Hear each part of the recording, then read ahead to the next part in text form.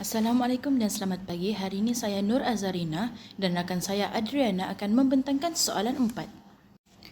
Soalan ini akan membincangkan tentang Burma yakni Myanmar pada zaman selepas Perang Dunia Kedua ataupun selepas kependudukan Jepun di Burma.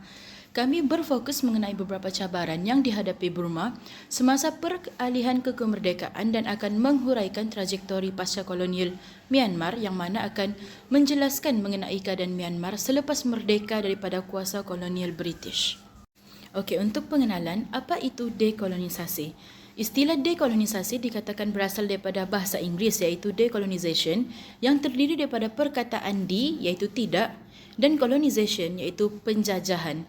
Gabungan dua kata tersebut kemudiannya diertikan sebagai suatu perubahan daripada suasana penjajahan menuju kepada bukan penjajahan. Okey, dasar dekolonisasi ini merupakan tindakan yang dilakukan oleh negara penjajah untuk menamatkan kawalan wilayah di seberang laut. Tindakan ini merupakan cara untuk mengembalikan kuasa pemerintahan politik penjajah kepada penduduk asal dan ia merupakan satu proses ataupun perkembangan politik yang penting semasa abad ke-20. Okey, di pembentangan kami kali ini kami akan sentuh mengenai dua kuasa penjajah iaitu British dan Jepun. Okey, sebelum saya menjawab kehendak soalan yang pertama, saya akan menerangkan secara ringkas pemerintahan British di Burma. Seperti yang kita tahu, kemasukan British ke Burma telah membawa banyak perubahan dari satu peringkat ke peringkat yang lain. Contohnya, penghapusan sistem beraja yang mana memberi kesan kepada Sangha, terutamanya apabila penjajah iaitu British enggan mengambil alih tugas sebagai penaung agama yang sebelum ini dipegang oleh raja sehingga Sangha akhirnya gagal dikawal oleh kerajaan British. Selepas itu, kita boleh lihat di mana British telah menjadikan Burma sebagai wilayah India. Mereka telah menyerapkan pentadbiran wilayah Rakhine dan Tanin Taril seperti struktur pentadbiran British East India Company dengan menempatkan konsul mereka di Bengal. Rentetan daripada ini, British telah mewujudkan pula sistem pemerintahan bebas di Burma. Dasar-dasar British telah banyak mengubah politik dan ekonomi di Burma seperti memperkenalkan dasar ekonomi bebas yang menyebabkan peningkatan kemasukan pendatang asing seperti dari India yang telah mengubah pola kependudukan Myanmar. Kedudukan ini berterusan sehingga bulan April 1937 apabila Myanmar telah dipisahkan daripada India. 5 tahun kemudian pula, negeri ini ditakluk pula oleh Jepun dan berada di bawah cengkaman Tokyo sehinggalah bulan Mei 1945 apabila tentera Jepun berundur setelah kekalahannya di Perang Dunia Kedua. Oleh itu, British masuk kembali dan memerintah Burma sehinggalah tahun 1948 iaitu tahun kemerdekaan Burma.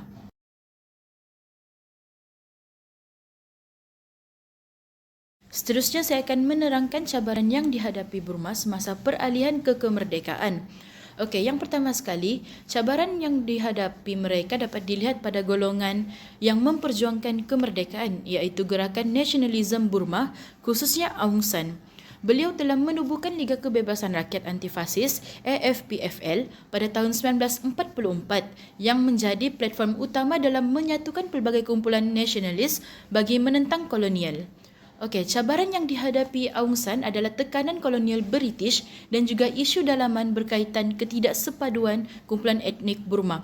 Isu etnik minoriti Burma yang tidak berhenti menentang dan meminta hak mereka serta permintaan nasionalis AFPFL telah menyebabkan pemerintah bersekutu tertinggi dan juga merangkap Governor General India iaitu Lord Louis Mountbatten telah mendesak Aung San untuk mencari jalan penyelesaian dan menyokong Aung San sebagai pemimpin. Okey, selepas Perang Dunia Kedua, Aung San terlibat dengan rundingan bersama British untuk mendapatkan kemerdekaan Burma, yang mana pada awalnya British ni mereka enggan memberikan kemerdekaan kerana mereka menawarkan ataupun mencadangkan agar Burma diberi status pemerintahan sendiri dalam Commonwealth British. Namun begitu, cadangan itu ataupun perlawanan itu telah ditolak Aung San dan FPFL sendiri. Maka pada Januari 1947, Aung San telah pergi ke London untuk berunding dengan Presiden British iaitu Clement Attlee yang mana beliau berjaya mencapai perjanjian yang menjanjikan kemerdekaan Burma dalam tempoh 1 tahun dengan membentuk satu majlis konstituen untuk mendraftkan perlembagaan bagi Burma yang merdeka. Okey, cabaran yang dihadapi Aung San seterusnya adalah isu ketegangan etnik di Burma. Okey, seperti yang kita tahu, Burma mempunyai pelbagai etnik seperti Burman, Karen, Shan, Chin dan lain-lain. Mereka tidak berpuas hati dengan hal pembahagian kuasa dan sumber yang dilakukan oleh British, yang mana kebanyakan pemerintahan pusat didominasi oleh golongan etnik Burman. Oleh hal yang demikian, ketegangan ini dia telah membawa kepada perang bersenjata. Contohnya, tentera kemerdekaan Karen telah terlibat dalam beberapa serangan terhadap pasukan kerajaan dan pos-pos tentera. Hal ini menyebabkan kebimbangan Aung San kerana pertelingkahan mereka akan memperlahankan proses kemerdekaan Burma. Oleh itu, Perjanjian Panglong dimeterai pada Februari 1947 yang mana melibatkan Aung San sendiri dengan pemimpin etnik utama, yang mana perjanjian itu akan memberikan autonomi ataupun kawasan-kawasan bagi setiap etnik secara adil. Namun, perjuangan Aung San terhenti pada 19 Julai 1947 di mana Aung San dan beberapa anggota kabinetnya telah dibunuh oleh pihak yang dipercayai pro-British. Kematian Aung San ini dia telah menyebabkan ketidakstabilan politik, tapi mampu distabilkan kembali oleh pengganti Aung San iaitu UNO. Jadi dapat kita lihat cabaran Burma yang dihadapi semasa peralihan kemerdekaan ini adalah tekanan British dan isu etnik majority and minority di dalam negara itu sendiri. Okey, cabaran kedua yang dihadapi Burma semasa peralihan kemerdekaan ialah konflik status Rohingya. Sejarah kehadiran Rohingya ke Myanmar dilihat sangat panjang dan berliku dan mempunyai beberapa fasa tertentu. Secara ringkas ataupun secara keseluruhannya, orang Rohingya merupakan kelompok minoriti Islam di Myanmar yang berpegang kepada mazhab Sunni. Okey, sebahagian besar mereka ini menetap di Rakhine, terutamanya di sekitar Makdo, Butidaung, Ratidaung, Sitwe dan Yautau. Okey, kedudukan orang Rohingya yang dilihat sebagai kelompok orang asing kerana agama yang dianutinya berbeza sama sekali dengan ciri-ciri tempatan sekiranya dibandingkan dengan etnik lain seperti Kachin, Karen dan sebagainya. Okey, perbezaan agama dia menjadi garis penentu dalam melihat status pribumi kerana orang Rohingya ni dia menganut agama Islam berbanding kumpulan masyarakat lain yang beragama Buddha, hingga menyebabkan kedudukan Rohingya dianggap sebagai bukan bumi berterusan. Okey, isu mengenai perbezaan etnik serta status ini menjadi semakin ketara pada era 1920-an dan 1930-an apabila berlaku zaman kemelesetan dunia yang tempiasnya turut melanda Myanmar. Okey, kedudukan Myanmar yang terpisah dari kerajaan British India sejak 1937 turut sedikit sebanyak mempengaruhi keadaan ini, yang mana pada 1 April 1937, di bawah ketetapan Akta Kerajaan India 1935, pentadbiran Myanmar telah dipisahkan dari India dan membentuk pentadbiran berasingan di bawah Kerajaan British Myanmar. Okey, pertelingkahan yang membabitkan orang Rohingya ni dengan etnik-etnik lain di situ berlaku lagi pada era Perang Dunia Kedua, yang mana pada 1942, iaitu semasa era Perang Dunia Kedua tu, kira-kira 100,000 orang Rohingya terkorban kesan daripada pertelingkahan dengan orang Burman dan Rakhine. Okey, cabaran ini menjadi semakin jelas apabila mendekati era kemerdekaan, yang mana pihak British mula memikirkan untuk memberikan kemerdekaan kepada Myanmar.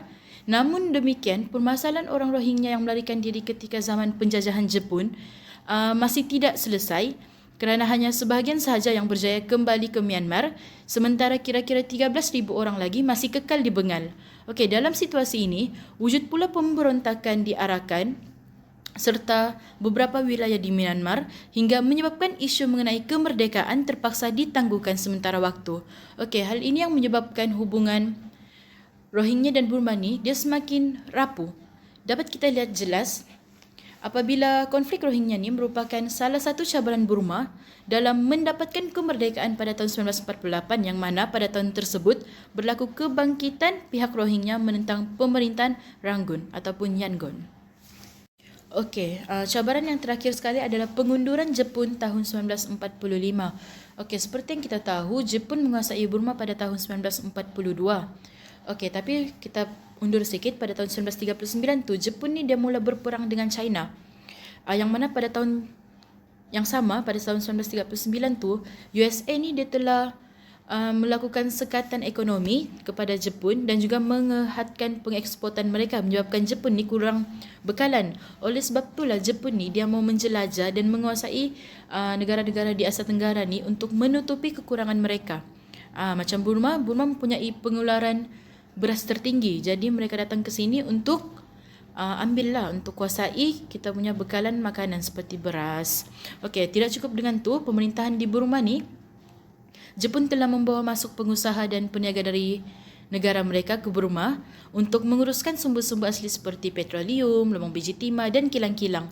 Tidak cukup dengan itu, Jepun mula membekalkan bahan makanan seperti beras kepada warga Jepun kerana ramai pegawai Jepun di luar dan juga jumlah askar Jepun ini semakin bertambah di pelbagai wilayah selatan. Okey, para petani juga telah dipaksa untuk mengasingkan hasil tanaman mereka. Tambahan lagi, pada ketika itu berlaku peperangan yang telah menyebabkan jalan raya dan landasan kereta api musnah sehingga mengakibatkan kapasiti penghantaran tu berkurang. Hal ini menyebabkan Jepun membuat keputusan untuk menyimpan lebih banyak stok makanan dari yang mereka perlukan di sesetengah wilayahnya. Tidak cukup dengan itu, tenaga buruh Burma juga dikera untuk untuk tujuan ketenteraan seperti ketenteraan pembinaan lapangan terbang, jalan raya dan landasan. Pada ketika ini banyak orang telah kehilangan nyawa, mati kerana bekalan ubat tidak mencukupi dan kebeluran. Diorang ni adalah orang-orang inilah di Asia Tenggara. Lagi-lagi orang Indonesia lah di Pulau Jawa pada ketika itu. Okey, jadi setelah kekalahan Jepun semasa Perang Dunia Kedua ni, Jepun telah meninggalkan Burma yang pada ketika itu dalam keadaan tidak stabil, yang mana kekosongan kerusi politik, mereka tidak mempunyai politik yang stabil, cekap pada ketika itu, yang mana pula ekonomi pada ketika itu mengalami kemerosotan yang teruk, kemudahan infrastruktur juga musnah dan pengeluaran makanan serta barangan asas seperti pakaian ni terjejas. Oleh hal yang demikian, keadaan Burma yang menderita selepas pengunduran Jepun telah menjadi salah satu cabaran yang dihadapi Burma, yang mana pada ketika itu ingin mencapai kemerdekaan daripada kuasa kolonial British, yang mana British masuk kembali setelah pengunduran Jepun. Seterusnya, masuk kepada kesan yang membentuk trajektori negara Burma, saya akan membincangkan 3 kesan utama, iaitu yang pertama, ketidakstabilan politik dan ekonomi, yang kedua, konflik etnik yang berterusan, dan yang ketiga, cabaran sosial dari segi pendidikan. Untuk yang pertama, iaitu ketidakstabilan politik dan ekonomi. Dekolonisasi Myanmar ni dia mewariskan pelbagai cabaran dalam aspek politik dan ekonomi. Selepas kemerdekaan pada tahun 1948, Perlembagaan 1947 telah memperkenalkan sistem ekonomi sosialis demokratik. Dasar ini dia bertujuan untuk mewujudkan kesejahteraan sosial dan mengurangkan jurang antara kaya dan yang miskin. Namun, pelaksanaan nasionalisasi terhadap keputusan ini telah mencetuskan monopoli ekonomi, penyalahgunaan kuasa, serta rasuah yang akhirnya melumpuhkan pertumbuhan ekonomi negara. Untuk kepimpinan UNO sebagai Perdana Menteri juga menyumbang kepada kelembapan ini.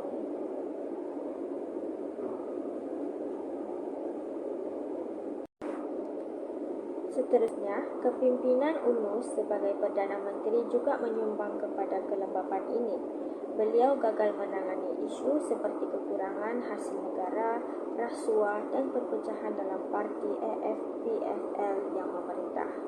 Sikap beliau yang terlalu berkompromi seperti enggan mengambil tindakan tegas terhadap pemberontak mengundang ketidakstabilan politik.